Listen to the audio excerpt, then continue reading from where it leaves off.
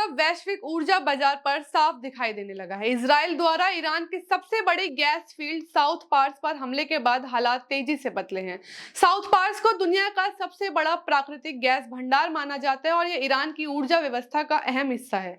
Reports के अनुसार इस हमले के बाद ईरान ने तुरंत प्रतिक्रिया दी और खाड़ी क्षेत्र की कई ऊर्जा सुविधाओं को निशाना बनाने की चेतावनी जारी की। ईरान की ओर से यह संकेत दिया गया कि क्षेत्र की कुछ प्रमुख रिफाइनरियां संभावित टारगेट हो सकती हैं। इसके बाद सऊदी अरब, कतर और कुवैत की ऊर्जा सुविधाओं को लेकर सुरक्षा चिंताएं और बढ़ गई हैं। कुछ स्थानों पर हमले और आग लगाने की खबरें भी सामने आई हैं, जिससे क्षेत्र में तनाव और गहरा गया है। इस पूरे घटनाक्रम का सीधा असर वैश्विक तेल बाजार पर पड़ रहा है। ब्रेंट क्रूड की कीमत बढ़कर करीब $110 प्रति बैरल के आसपास पहुंच गई है। इसके साथ ही गैस बाजार में भी तेजी देखी जा रही है। विशेषज्ञों का कहना है कि बाजार में ये तेजी केवल मौजूदा घटनाओं की वजह से नहीं, बल्कि आने वाले समय में सप्लाई को लेकर बढ़ती अनिश्चितता के कारण भी है। विश्लेषकों के अनुसार अगर हालात इसी तरह बढ़ते हैं तो एक डोमिनो इफेक्ट देखने को मिल सकता है। सबसे पहले हॉर्मुज जल डमरू मध्य पर खतरा बढ़ता है, जहां से दुनिया के करीब 20% तेल की सप्लाई गुजरती है।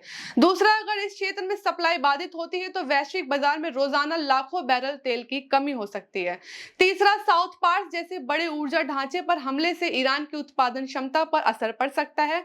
चौथा, खाड़ी क्षेत्र की रिफाइनरियां जैसे सऊदी अरब और कतर की प्रमुख इकाइयां अगर निशाने पर आती हैं तो रिफाइनिंग क्षमता भी प्रभावित हो सकती है। और सबसे अहम बात, वर्तमान में वैश्विक स्तर पर अतिरिक्त उत्पादन क्षमता यानी स्पेयर कैपेसिटी सीमित है, जिससे किसी भी बड़ी कमी की भरपाई करना मुश्किल हो सकता है। विशेषज्ञ इस स्थिति की तुलना 2008 के तेल संकट से कर रहे हैं, जब कीमतें $147 प्रति बैरल तक पहुंच गई थी। हालांकि मौजूदा हालात में एक बड़ा अंतर यह है कि उस समय सप्लाई चेन और रिफाइनिंग इंफ्रास्ट्रक्चर सुरक्षित था, जबकि अभी ऊर्जा ढांचे पर सीधे हमले हो रहे हैं। इसके अलावा 1973 के ऑयल एम्बार्गो का भी जिक्र किया जा रहा है, जब सप्लाई में कटौती के कारण कीमतों में तेजी से उछाल आया था।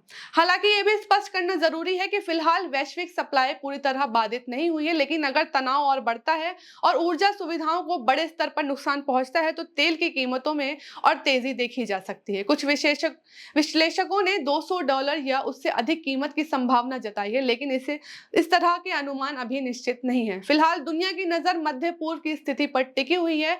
ये संकट किस दिशा में जाएगा, क्या हालात नियंत्रित होंगे या और बिगड़ेंगे, ये आने वाले दिनों में तय होगा। लेकिन इतना जरूर है कि इसका असर केवल क्षेत्र तक सीमित नहीं रहेगा, बल्कि पूरी वैश्विक अर्थव्यवस्था पर पड़ेगा।